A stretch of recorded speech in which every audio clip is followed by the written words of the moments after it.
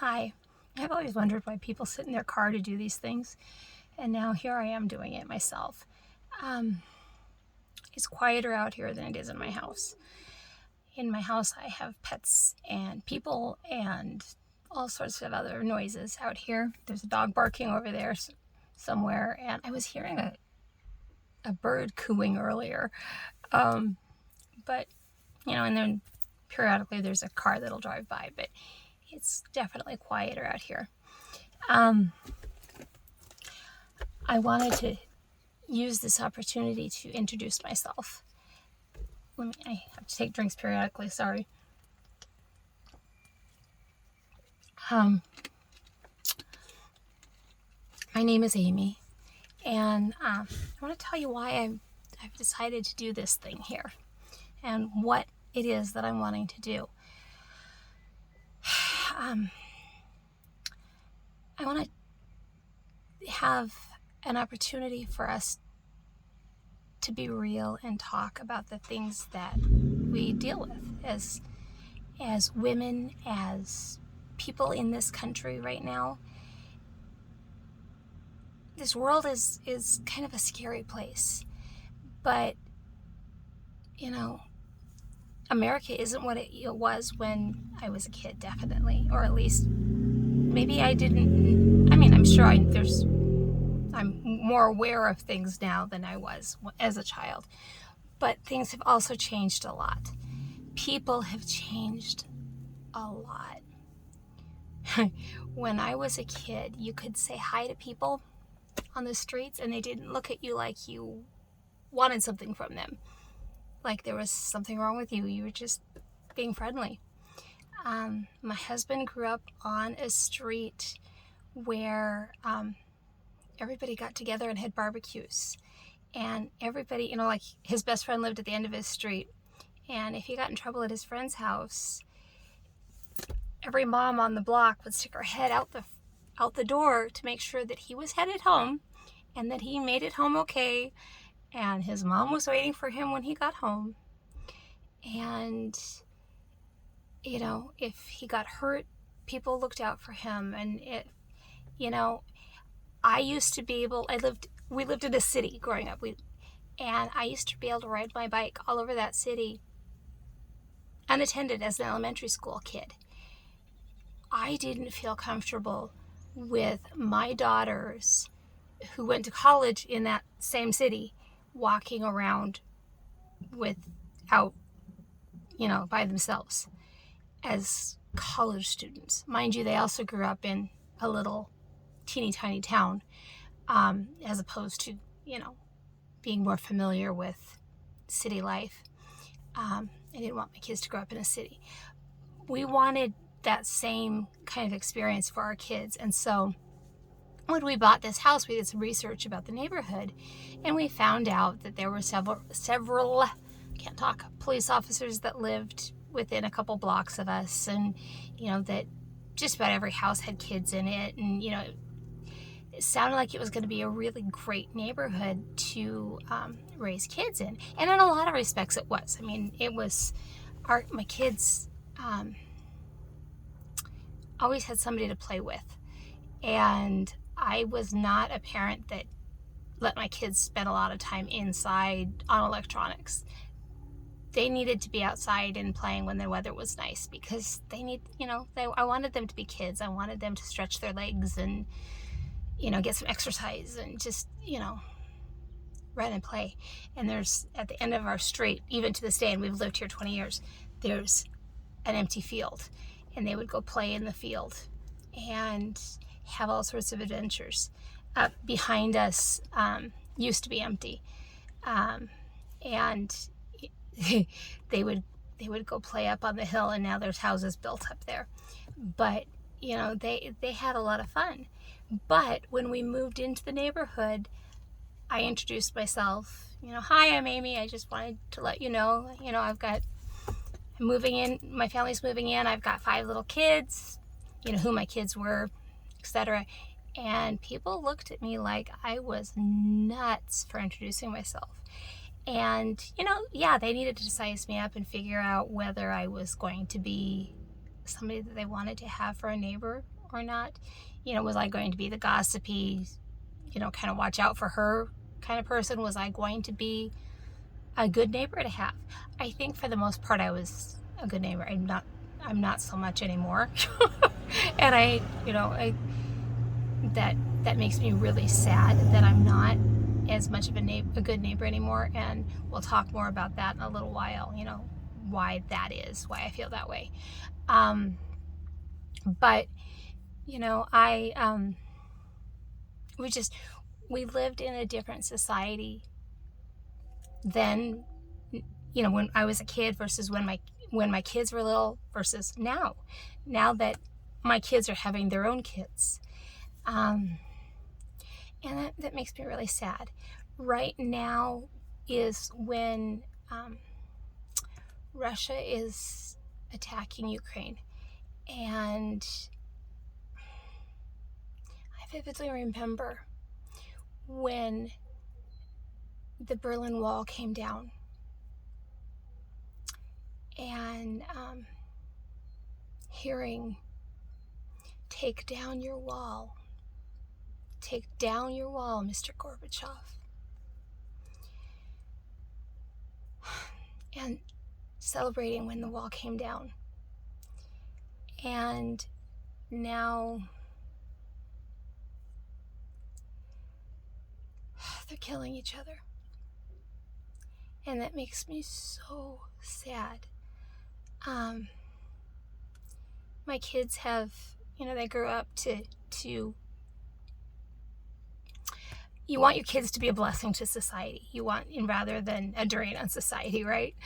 And my kids grew up to go on missions trips to different countries to see to help, to taking food to homeless people in the urban areas near us, to doing whatever they could to help people. And I'm really glad about that. But it makes me sad that need is there, because like I said, I rode my bike all over the city that I lived in when I was a child. And I knew there was such thing as homelessness, but it was not nearly as prevalent as it is now. Now we're talking about breaking up homeless camps everywhere. And that breaks my heart. Parents being separated from their children because of their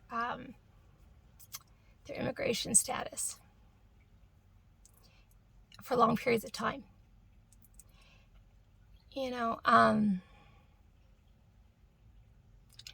Women still don't have the same rights as men.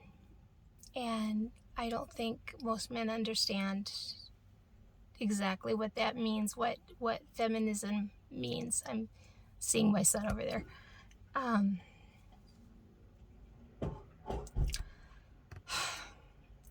Like the definition of feminism.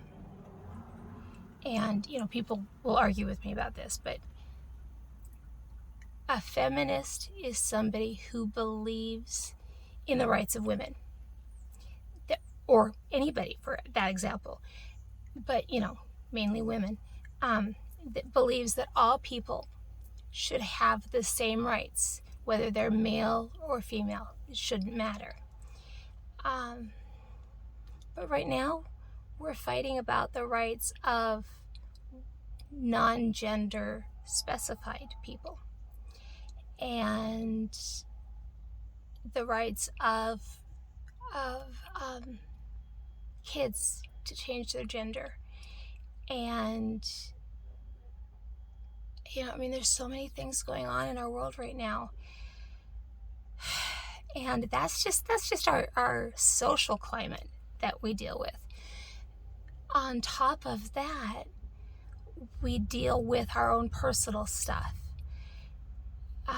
For me, as a mom, as a child, I always wanted to be a mom. People would ask me, "What do you want to be when you grow up?" And I'd say, "A mom." And they like, no, what do you want to do with your life? I'm like, I want to be a mom. I always wanted to be a stay-at-home mom, and I was blessed to be able to do that. I mean, truly blessed. Amazing husband who would work as hard as he had to work in order for me to be able to do that, and I am so very thankful for him. But, like I said, we have 5 kids, and my oldest is 29, almost. He'll be 29 in about a month and a half, and my youngest is 22. I have a boy and then 4 girls, and I have I'm a nana too, and I love being a nana. My husband and I absolutely love being grandparents. He's papa and I'm nana, and we love it, absolutely love it. But like I said, it's a different world than we grew up in, or our kids grew up in, or it's a different world. But when I did become a mom, I had all this pressure. I felt like I needed to be the perfect mom, and that my kids needed to be the perfect kids. Not that I truly expected my kids to be perfect, but that if my kids ever did anything really bad, that it reflected poorly on me, it meant that I was a bad mom. They were allowed to make mistakes. That wasn't the issue. It was, to me, it was if, for example, I had a neighbor whose son was not the nicest kid. He was a real bully, and he was abusing animals, and there was issues with him hurting other kids, and he wasn't the nicest kid. And their attitude was, boys will be boys, and they just didn't want to deal with it. And of course not. I mean, if parents don't deal with it, that kind of behavior continues on. But in my mind, if that had been my kid, the first place I would have looked for the issue would have been myself. Why, am I a bad mom? Is that why my kid is acting that way? What am I doing wrong to make my kid treat other people or treat animals poorly? And so I had all this pressure on myself to be the perfect mom. I wanted my house to be perfect. I wanted everything to be made from scratch. I mean, I made bread. I did everything from scratch. But I wasn't healthy. I mean, when my youngest was 7, I was diagnosed with cancer. But until that point, I still had it. I mean, I'd had it for a while. It wasn't like I suddenly got it when she was 7 years old. It was an ongoing issue. It was something that I'd been dealing with for quite a while. And it's not like as soon as I had the tumor removed, the issues associated with it went away, because my body needed to recover too. And my mind had to recover, and my family had to recover. And so my kids remember me spending a lot of time in bed. They remember our house always being a mess. But I tried so hard to keep it clean, and to not ever let my kids see me be in bed very often, because my mom was always sick when I was a kid. She died of cancer when I was in high school. And I swore that when I had kids, they weren't going to see me be in bed all the time, because that's what I saw with my mom. I don't remember my mom ever being healthy. And I didn't want that for my kids. My mom was an amazing mother. Amazing. She was an amazing human being. Everybody who knew her loved her. Her death was a loss for so many people, because she touched the lives of everybody who knew her in such a positive way. And I was truly blessed to be able to have her for a mother. And example of what a mother is, especially a mom dealing with the things that I did end up having to deal with as a mom. I had a couple of kids with, well, all of my kids ended up with special needs of one kind or another, but some pretty severe special needs. And I don't have their permission to talk about that right now, so I'm not going to. But I spent a lot of their childhood learning as much as I could about the things that they were dealing with. I mean, some of the stuff I had dealt with as a child because I had special needs as a child. I was born blind and had 6 operations on each eye. And then I had, I was in the Learning Resource Center, LRC, up until all through 6th grade. And then when we moved at the end of 6th grade, and I said, I'm not doing that anymore. I didn't want the kids at my new school to know that about me, because one of the things that, I did as one of my assignments from my LRC teacher was to draw a self-portrait. And I drew a picture of a bug. And she was like, what are these? And I'm like, that's my antenna. She's like, why do you have antenna? Is that, are you wearing a costume? And I'm like, no, it's my antenna.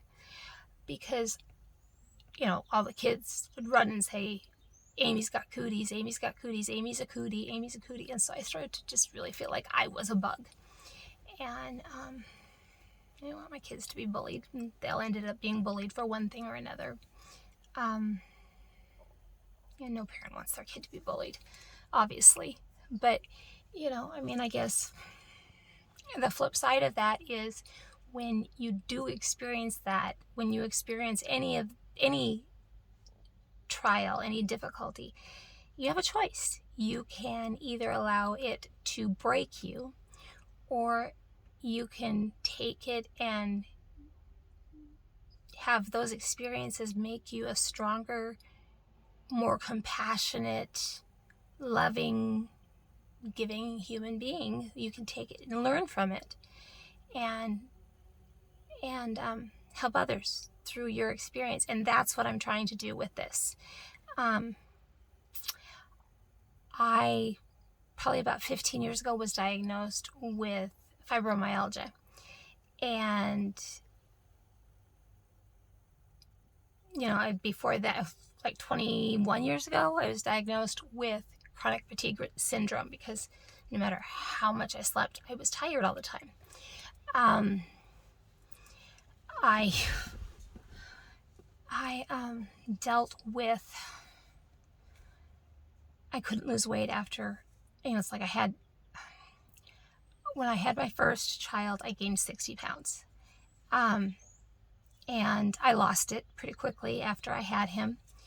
And then I got pregnant with my second child, and I only gained 10 pounds with the pregnancy. And so, your pregnancy is about 20 pounds of pregnancy weight. So I actually lost 10 pounds, theoretically. So, after she was born, I had, when I gave birth, I'd lost 10 pounds. And in the first 2 months of nursing her, I got down way below my pre-pregnancy weight. But then I started packing on the weight, and I ended up being 100 pounds more than my pre-pregnancy weight. Because I went on hormonal birth control, one that is known to make you gain weight. And while I was on it, I got pregnant with multiples. I started out with at least triplets, probably quadruplets, which is kind of an interesting thing to be on birth control and end up with multiple pregnancy. We call my girls the twinlets. They're the identical 2 that were left after we lost their triplet. We didn't reduce. She died at 15 weeks gestation. So I dealt with actually multiple pregnancy losses um, over the course of having my kids. I was told I wouldn't be able to have children, and so I fought very hard to have my kids. I spent 2 of my pregnancies on bed rest, but I was diagnosed with chronic fatigue syndrome, then fibromyalgia, and about a year and a half ago, I was diagnosed with MS. And we don't know if the fibromyalgia symptoms were actually MS or if I have both, because they have very similar symptoms. And fibro can mimic MS. But this last year and a half has been hell for me. I have lost the ability to be independent. I have to walk with a cane on my good days. On my average days, I have to walk with a walker. And on my not so good days, I can't walk at all because I wake up paralyzed. And I unfortunately have more of those days than not. My alarm's going off, so sorry. Telling me to take my MS medication. So I know what it's like to deal with severe illness, to deal with chronic illness, to deal with severe chronic pain. Over the course of having my 5 kids and getting them to semi-adulthood, yeah, I guess it was adulthood, I gained a lot of weight, and I somehow got up to over 425 pounds without realizing that it was happening.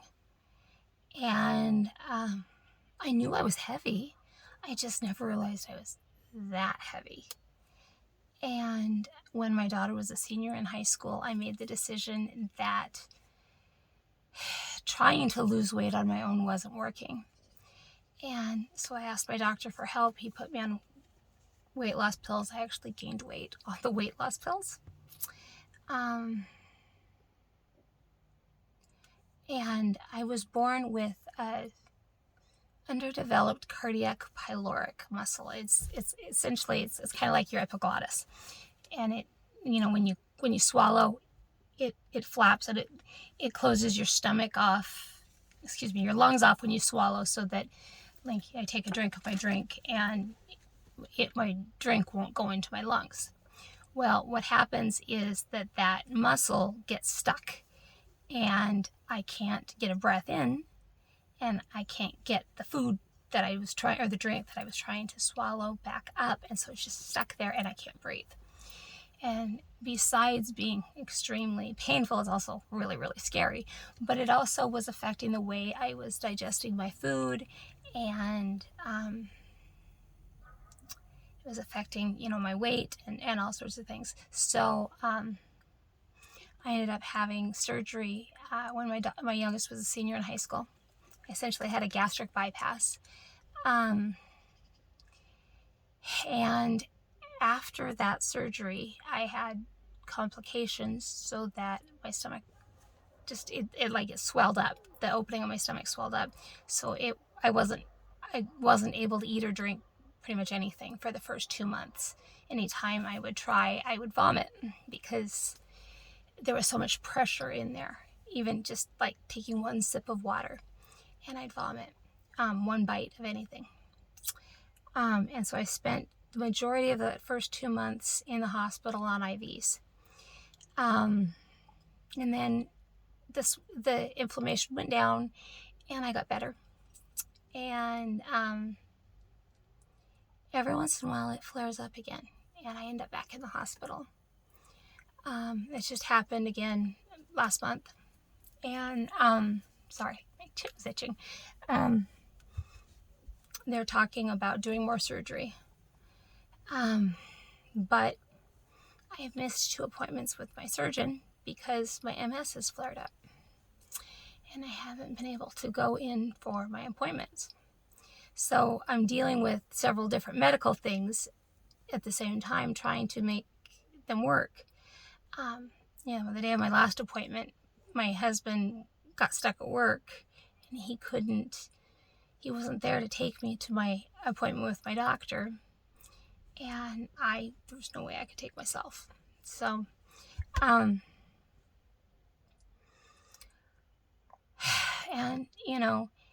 dealing with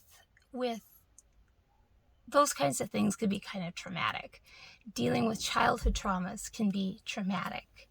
Dealing with marriage, and our ideas of what marriage should be and how our spouse should act and how we should act as a spouse and what to do if things aren't the way they're supposed to be, and all of that. God, is there a God? Isn't there a God? My husband's a pastor, my dad was a pastor, but I think over time you will find that I am not your typical pastor's wife. I very definitely believe in God. I can't separate out who I am and who he is in me and who I am. Like he's so much a part of me that I can't separate that out. And part of that is growing up believing in him since I was a tiny, tiny child. But I did go through a period, well, I've gone through multiple periods where I questioned my belief in him. And, did I believe what I believed? Originally, did I believe what I believed because that was what my parents had told me was true, what they told me I should believe? Or was it because that's what I truly believed? And, when kids in our churches would be going through that and their parents would come to me and say, my son or my daughter is saying they don't want to go to church anymore, that they don't know if there's a God, I would say, it's good that they're questioning. You don't want them to just baby bird it and, suck down everything that they're fed and not question it, because if they don't question it, it isn't real to them. It's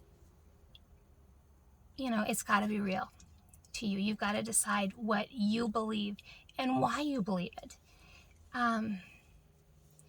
And just because your parents believe something doesn't mean that that is your belief system. Like I said, my husband's a pastor. My kids all believe in God. Sorry, I need to take another drink.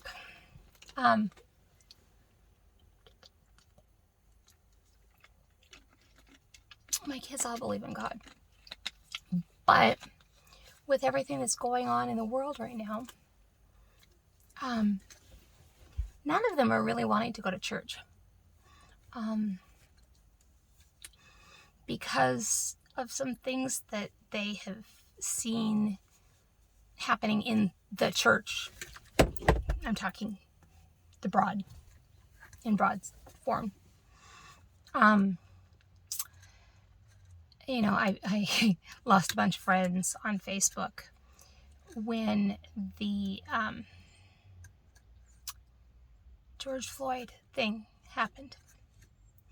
And everybody was talking about Black Lives Matter and all the protests and everything. And, there was this real division in our society of whether it was, whether we should say Black Lives Matter, or if, is that Marxist, for example, or where we should stand on that. Should we be protesting? Were the police justified in what they did? On and on and on. There was, everybody had their own opinion of it, and that's okay. It's good. We should all have our own opinions. The thing that I stand very firm on in all things is, believe the same thing I do or not. That's you have every right to believe differently. But we all need to treat each other with kindness at all times, agree or disagree. And so, when all of that was going on, I said that we as Christians did not have the right to stand by and call ourselves Christians and see that kind of thing happening and say nothing. Because if we said nothing, we were condoning it. Anytime we see something that we believe is wrong and we do nothing about it, we are essentially saying it's okay. And so for people to go protest something, they're standing up for what they believe in. And so that's not necessarily a bad thing. Should they be causing mass destruction? No. Should they be hurting other individuals? No, of course not. But they should stand up for what they believe in. They should stand up for those who are in need. And so I said, yes, all lives matter, but before we can say that all lives matter, we have to say that Black lives matter. And in that circumstance, we had to say, look, stop, and we need to differentiate this. We can't stand there and watch a Black man be beaten to death and say all lives matter and not do anything about it. So I'm not taking us. I'm not trying to make an issue here. I'm just saying that in that circumstance, we couldn't stand there and film it and as it happened and call that doing something. Yes, the people who filmed it were doing something, but they weren't stopping it. And that kind of thing does happen all the time, where somebody is beaten to death while people stand by. And then they say that person's life mattered. Well, if they mattered so much, why did you stand there and allow it to happen? So I lost several friends on Facebook. People that I have known in real life forever, because I said, we can't say that. I have lost friends on Facebook over this little piece of cloth.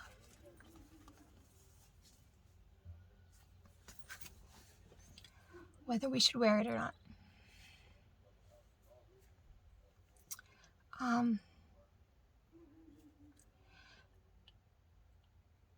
I live in Oregon, and we have the mask mandates have just now been lifted around here recently. And so, we don't have to wear them outside anymore. We don't have to wear them in public unless we're in a healthcare facility. But I continue to wear them because I don't have an immune system. My family members continue to wear them because I don't have an immune system.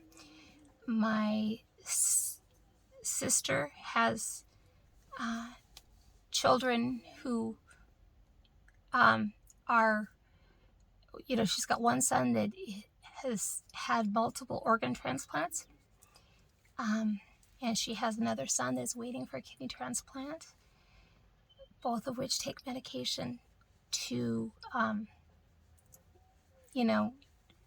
kill their immune system so that they don't reject the donations. Which means that if they were exposed to COVID, it could kill them. My daughter,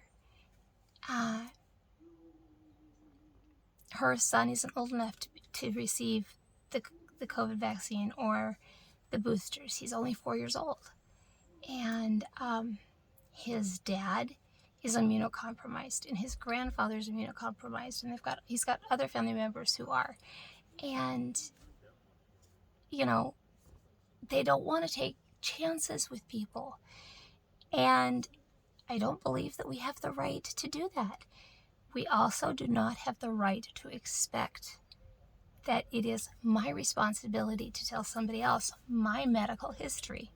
I shouldn't have to justify my reason for wearing a mask and wanting people to wear masks around me. I can't require people to wear masks around me, and so I do wear one.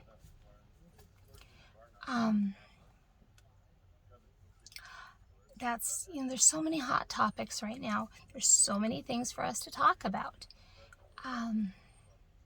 So anyway, that's why I'm here, and I want to talk about life. I want to be able to be real. I want people to be able to say how they really feel about things, and in a safe environment without feeling like they're going to be attacked for their beliefs.